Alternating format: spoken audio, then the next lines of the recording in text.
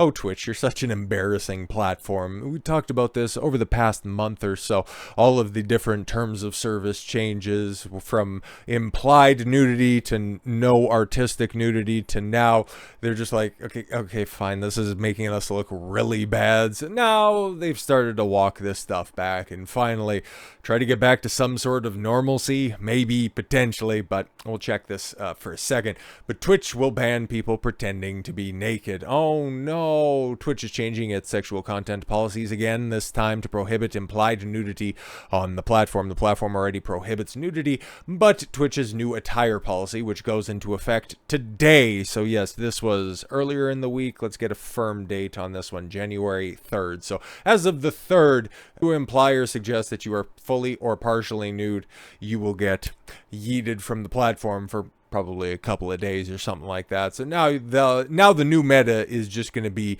accidental nudity. Yeah, that's already been taken off right now because these hoes will do anything except for work. This policy change comes after Twitch's recently loosened policies on sexual content. Twitch updated its content policies in December to allow some previously prohibited content, unless of course you're boogie, when everything is adequately covered up, but because your meat apron looks a little bit too much like testicles. Ugh.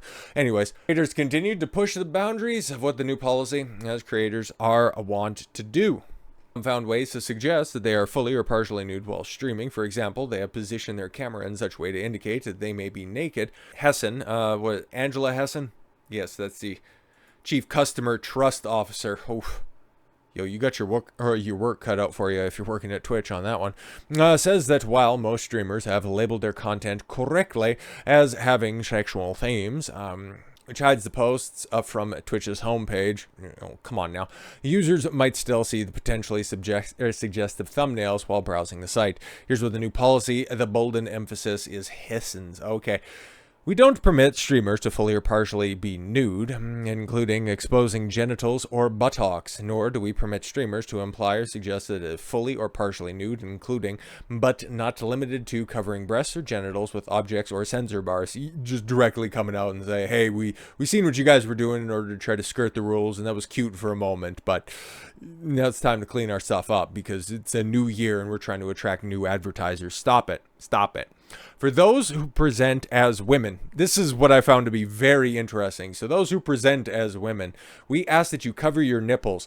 I can't believe that this social media platform has to vocalize this, but we here now, bruh. And to not expose underbust. Cleavage is unrestricted as long as those coverage requirements are met, and it is clear that the streamer is wearing clothes. For all the streamers, you must cover your areas extending from your hips to the bottom of your pelvis and buttocks. So basically in your most intimate of regions, okay, from the top of your hips to the bottom of your ass. So hopefully it doesn't sag down too long and that your bike shorts are appropriate. But for those who present as women, you must cover your nipples and underbust. Okay, so what if you were some of those hoes using those censor bars, okay? What if you were just, one of those Only Thoughts fans just trying to use Twitch as a marketing funnel in order to get people to come over to your subscription service? What happens? What happens, okay? What is there going to be a new meta where for the hours that they're streaming, they can go ahead and identify and present themselves as a man, put on a beard, and simply try to skirt the lines of decency that way? Can they go ahead and start to play this ideological game? This is why, guys, never leftism, not even once. But don't worry, if you want to go on over to Twitch, be my guest. Or, I'm sorry, if you want to escape Twitch and head on over to Kick, be my guest, because, well, that's just where all of these beluga whales are washing up. But one of the chief abusers of these programs and these policies is, of course, your girl Amouranth, when she's not too busy hawking her vagina beer or trying to play the victim that, oh my god, it was just my husband that was making me do all of that sexual content. She created an AI partner, not too dissimilar from that Joaquin Phoenix Her movie, which is, oh boy, just all types of degeneracy, but also very prophetic in so much as rise of AI girlfriends. Yeah, it's kind of super scary, but it's definitely going to be out there because instead of improving, for as easy it is for a woman to just go ahead and secure a bag if they're adequately proportioned online, when it comes to loser guys that are out there, instead of just trying to put in the work, they're just going to try to check out from society, engage way too much in video games, in a whole bunch of terrible food, just give up on society and then try to claim MGTOW. No, motherfucker, you didn't go your own way. You were sent your own way.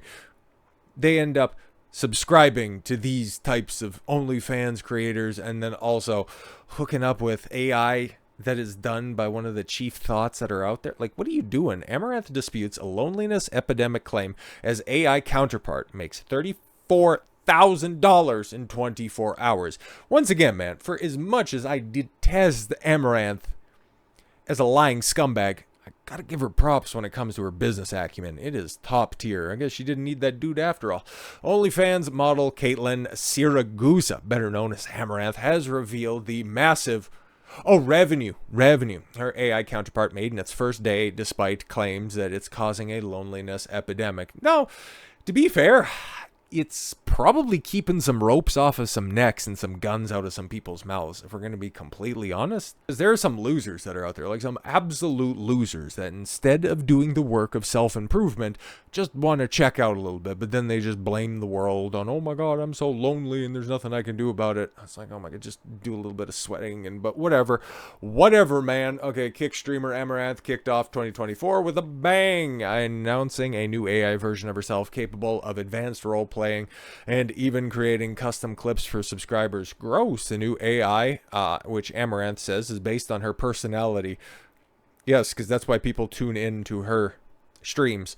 Her personality, both of them, is based and evolves as users chat with it, can interpret and experience any pictures, audio, or video sent it. Ugh.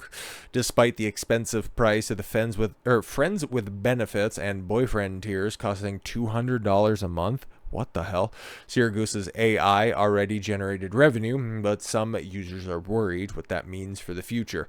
Now, this is like those people that just get up in arms about my VR, oh my god, it's going to take over the metaverse. No. It's also kind of like feminism in general, okay? Because this is the natural extrapolation of this. All you women, you get all your freedom that are out there, and then what do you end up resorting to? The world's oldest profession, or different variations on it, because that's exactly what this is. You're just still marketing your sexuality. It's just you're just outsourcing it. So instead of, you just think that I'm gonna get Amouranth's attention. I'm gonna be Captain Sabo. I'm gonna try to put on a cape and get her attention. I'm gonna sign up to her OnlyFans and I'm just gonna send her direct messages. You're not sending her direct messages. You're sending a chat farm out there in India messages. Okay, stop it. So stop it. She doesn't know you. She doesn't care about you.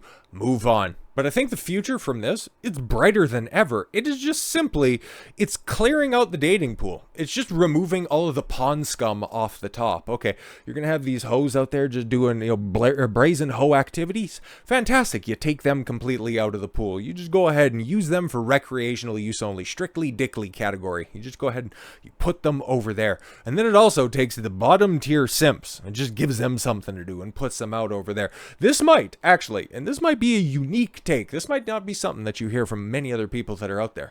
I actually think that this is going to be a good thing. Okay, this is really going to separate the wheat from the chaff, and, well, understanding the default program of vast majority of guys out there is simply to pedestalize women, whether you're left or whether you're right. The left are at least a little bit more overt about it, but then, the guys on the right, I think we've made that patently obvious recently. With the rise of those trad thoughts and everybody else just once again trying to put capes on those hoes. Like, come on, it's the exact same stuff. It's feminism with extra red, white, and blue steps. Like, if you don't see that, I don't know what to say for you. Anytime we get the opportunity to just go ahead and do a little bit of housekeeping on the sexual marketplace, it's not a bad thing, even if it comes from unexpected avenues. So with all that said, thank you all very much for the gift of your time. I've been Don Consuelo. I want you to follow your gut and get after it. Take care, everyone.